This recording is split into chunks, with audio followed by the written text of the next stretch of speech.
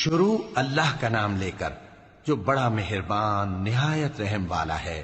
طٰہٰ، اے نبی صلی اللہ علیہ وآلہ وسلم، ہم نے تم پر قرآن اس لیے نازل نہیں کیا کہ تم مشقت میں پڑ جاؤ، مگر ہر اس شخص کی نصیحت کے لیے نازل کیا ہے جو خوف رکھتا ہے۔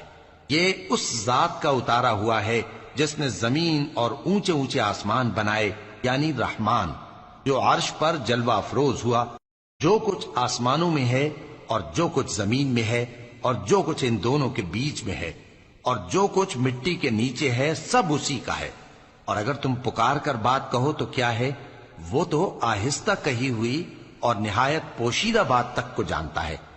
اللہ وہ معبود برحق ہے کہ اس کے سوا کوئی معبود نہیں ہے، اس کے سب نام اچھے ہیں۔ اور کیا تمہیں موسیٰ کے حال کی خبر ملی ہے؟ جب انہوں نے آگ دیکھی تو اپنے گھر والوں سے کہا کہ تم یہاں ٹھہرو، میں نے آگ دیکھی ہے، میں وہاں جاتا ہوں، شاید اس میں سے میں تمہارے پاس انگارہ لاؤں یا آگ کے مقام سے اپنا رستہ معلوم کر سکوں۔ پھر جب وہ وہاں پہنچے تو آواز آئی کہ اے موسیٰ، میں تو تمہارا پروردگار ہوں، تو اپنے جوتے اتار دو، تم یہاں پاک میدان یعنی طویٰ میں ہو، اور میں نے تم کو منتخب کر لیا ہے، تو جو حکم دیا جائے اسے سنو۔